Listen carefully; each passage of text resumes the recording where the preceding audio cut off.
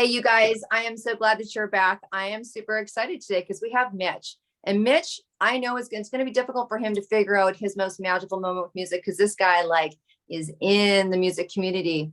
Look, we're so happy that you're here, and you are here for the same reason that we're here, is because music has made an impression upon you. And we know the power of music. And we're just listening to all these incredible people sharing their most magical moment with music. And it is taking us down memory lanes and making us realize just how impactful this incredible vibration is. You know that. I mean, what would make me and Corinne walk 8 marathons in 8 days? I don't know. Nothing else. I don't my girl crush on Janis Joplin, maybe. Anyways, I'm so fortunate. This is the first time that I get to meet Mitch as well. And he's doing some really cool stuff. I'm going to let him share that a little bit. About what it is that you're doing in this music community, and so grateful Larry put us together. And then maybe share with us, if you can, pick one of the most magical moments that you've had with music. Okay. That's a big question. But what we're doing right now is I do instrument repair for fretted instruments. And to expand my knowledge, I ended up creating a donation program. So what we do is we bring in distressed instruments, we fix them up, and then we find underserved institutions or individuals to donate them to. And we've been doing this for 2 years now, and we just recently donated our 50th instrument. That's 50. That is 48 guitars and 2 electric basses. So it's been quite an amazing journey to, because of so many different kinds of people that you meet. It's interesting to meet the people who are willing to donate or who have pieces to donate. And then what we do is we take them in and we fix them up. We make them play really well. We don't do restoration, so we don't make them completely perfectly cosmetic. That's a whole different category of repair. And then what we do again is we make them really playable and we start giving them away. So we have donated, we've given, let's say, 3 guitars to the Ronald McDonald House. Mm-hmm. There are 3 different veterans groups that we have donated to.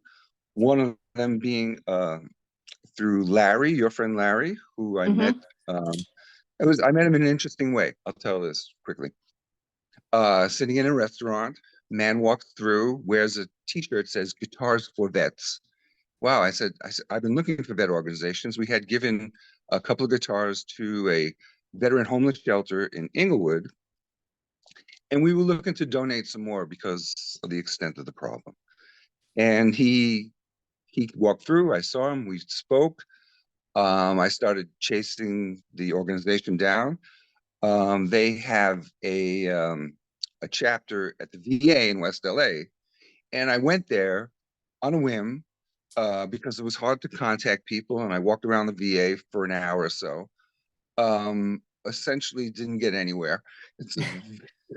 I know, chasing down. Yeah, I get it. It's amazing. Just walking around the first floor, it was just amazing. But I did end up eventually contacting Larry, and we got together. We donated a nice big baby Taylor guitar. Yeah. And then Larry and I became very good friends relatively quickly. And so it's been a mutually great experience because Larry has been training me and I'm giving him some extra guitar stuff. But the Curly's thing is going very well. It fluctuates. When we weren't receiving instruments, my partner Angelo Metz, I should mention him, Brazilian jazz player, incredible musician. We would purchase the instruments ourselves. So we laid out the money. We laid out the money for the parts. We put in all the labor, and then we started getting some donations, and then we started putting it out there.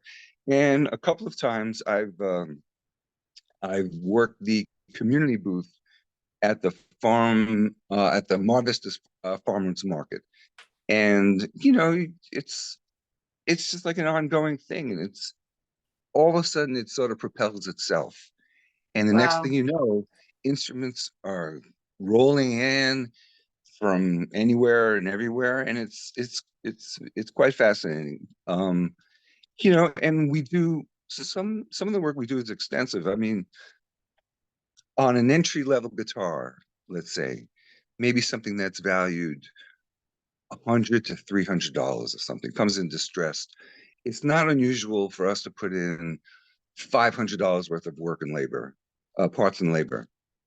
You know, things like refretting the guitars, completely resetting them, putting new components in. And this has gotten to be it's amazingly satisfying, I have to say. Wow. It's I really would imagine it is. I mean, I can't wait to get you on and really do a show and dig in and listen to some of the stories and some of the things that people brings, have brought in. And I know especially the chasing photos. down, yeah, we're gonna do a great long show. But look, so someone who's so dedicated to music, this is kind of what we're talking about, the music community. And we were just chatting to a DJ, and it's like sometimes when people hear that, you know, we're doing this walk, we're raising these funds for the music community, they always think about the people behind the mic or the people hitting the drums or, you know, lead or bass or whatever.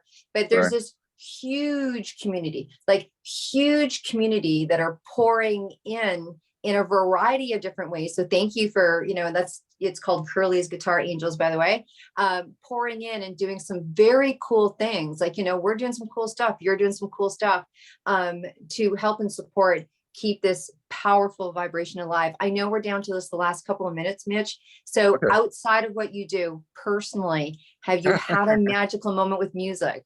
You know, there's so many of them. You know, I you know, start, I know. you know, at my age, you know, it's a whole century's worth of stuff practically. You know, but if you know, if you remember the Beatles on Ed Sullivan, Of you course. know, giant magical milestone. You know, when I think I was 10. At 14, I saw Jimi Hendrix live. It was the first rock and roll concert held at Lincoln Center.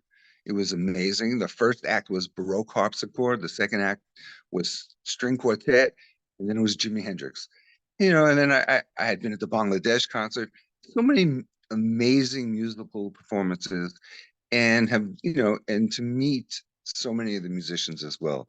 So it's a little hard to say which one is the highest in the Magic Kingdom, but you know, I'm not sure. Maybe the Hendrix thing might have been the most magical moment. I mean, that changed my life around. I could tell you. You know, I went from being not so staid, but the next day it was like purple bell bottoms and in the Yeah, works. You yeah. know, He made an impression. That's it awesome. was We're gonna have yeah, to introduce you to Henry Brown. Henry okay. Brown's really all over our event, and he's Jimi Hendrix's first cousin, and he's got an Oh, incredible band. So I'm gonna connect you to Henry, and you can okay. relive your 14-year-old moment. Thanksgiving, 1968. It was quite Awesome. amazing. Yeah. Awesome. You know, I would love to talk to him for a specific Of reason course. is that at the concert, they handed out what like picture books, Yeah. about the size of an album cover, about 12 by 12. And it's just a picture book of Hendrix and the band, you know, Mitch Mitchell and Old Redding. And I've always been curious to see if it had any, you know, some value, other than just historical value. I was always curious for Yeah. that. Yeah. So I Yeah. still have that book. So All right. I wish Well, I I'll had the let him ticket, know. I'll let him you know. I'll know. definitely connect. We'll definitely all connect, but we've got to wrap up because I know you Okay, got places to be. So look, we could do this forever. I know we could. Let's do this a longer show, but you guys that's a listen. good. I mean, this is the power of music. This is the power of people that believe in music. In that magical moment. I mean, one night this guy changed his wardrobe. I mean, that's the impression. So look, you know, you guys know what to do. They did a tour Facebook group. Go there, put out anything that you want to put out in relationship to music, support.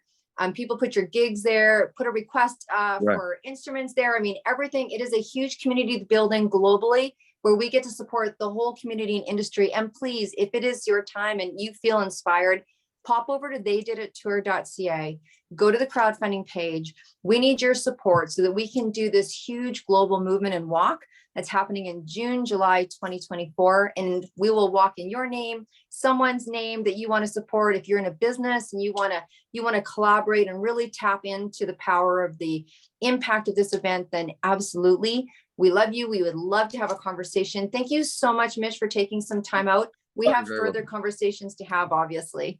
I want to take that walk. Yeah, you want to take that walk? Okay, well, Yeah. I think we got a crew building for the year after. Let's just get us through the first 8, but let's grab a Okay. call. You guys, until we talk again, you be well and you stay groovy. See you soon. Nice meeting you. Take care.